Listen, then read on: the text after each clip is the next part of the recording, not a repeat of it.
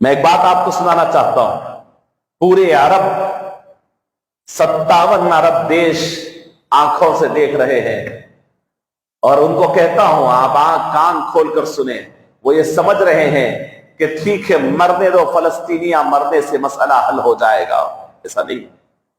ایسا نہیں ہے۔ اس کو ایک واقعہ میری نظر سے گزرا ہے، سادہ سا واقعہ ہے، مثالی واقعہ ہے، سمجھانے کے لیے میں آپ کے سامنے عرض کر رہا ہوں۔ ایک مرغا تھا، مرغا جانتے ہیں نا، مرغا۔ اس کے مالک کو، اس کے پالنے والے کو خواہش ہوئی کہ یہ مرغے کو میں کاٹ دوں اور کھا لوں، لیکن بڑا پرانا تھا مرغا، اس سے محبت بھی تھی۔ ایک دن کہنے لگا کہ کھانے کی طبیعت تو تھی، مرغے کے پاس جا کر کہنے لگا کہ دیکھ میاں، صبح میں روزانہ جو تو بانگ دے رہا ہے، اذان دے رہا ہے نا، اس سے میری نیند میں خلل ہو رہا ہے۔ اگر کل تو وہ 4 بجے اذان دے گا تو پھر میں صبح اٹھ کر کے ناشتے سے پہلے تجھے صبح کر دوں گا۔ وہ مرغا پریشان ہو گیا، اور دوسرے دن جیسے ہی اذان کا ٹائم ہوا، جیسے ہی بانگ کا ٹائم ہوا، وہ پکارنا چاہتا، یاد آ گئی وارننگ، وہ فوراً رک گیا۔ لیکن رکتا کیسے؟ اپنے پروں کو جیسے پڑپڑا کے پوری باڈی سے اپنی گردن کو اونچی کر دیا، آواز نہیں نکالا، بس رک گیا، کیونکہ عادت سے مجبور تھا۔ یہ مالک، اس کی طبیعت تو یہ تھی کہ انہیں وارننگ دیتا تھا، اور یہ سوچ کے دیا تھا اس کی مجبوری ہے، اذان تو دے گا ہی دے گا، یہ بانگ تو دے گا ہی دے گا تو میں کاٹ دوں گا۔ دیکھا کہ صبح میں بانگ نہیں دیا، لیکن پاؤں پر پڑپڑایا اور گردن اٹھا کر کے خاموش بیٹھ گیا۔ دوسرے دن رات میں جاتا ہے کہ اگر کل تیرے پاؤں پر پڑپڑانے کی آواز بھی اگر مجھے آئے گی تو میں تجھے صبح کر دوں گا۔ یہ پریشان ہو جاتا ہے۔ دوسرے دن کوشش کرتا اپنے آپ کو تحمل سے، کیونکہ بچنا ہے، کیونکہ جان بچانا ہے، تو روک لیتا ہے اپنے آپ کو، اور جیسے ہی وقت ہوتا ہے پر پڑپڑائے بغیر، آواز نکالے بغیر، صرف گردن کو اونچی کرتا ہے۔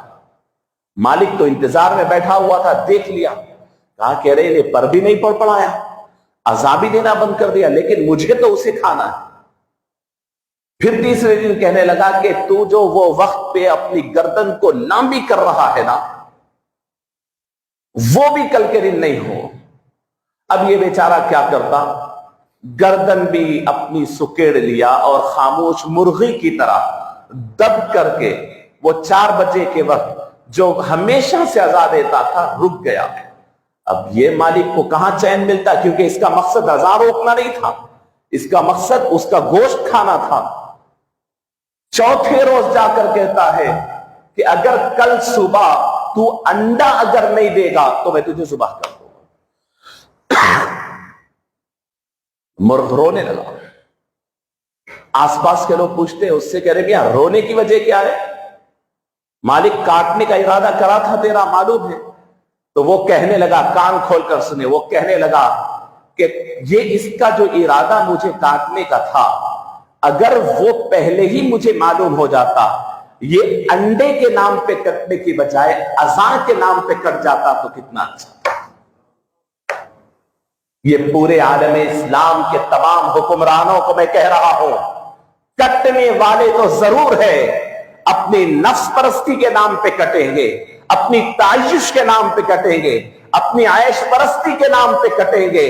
تمہارا طے ہے کہ تمہیں مقابلہ کرنا ہے، لیکن آج بیت المقدس کے نام پہ تم اگر کٹتے ہو، بیت المقدس کے نام پر اگر تمہاری قربانیاں ہوتی ہے، بیت المقدس کے نام پر ہوگا، تو پھر تمہیں افسوس نہیں ہوگا۔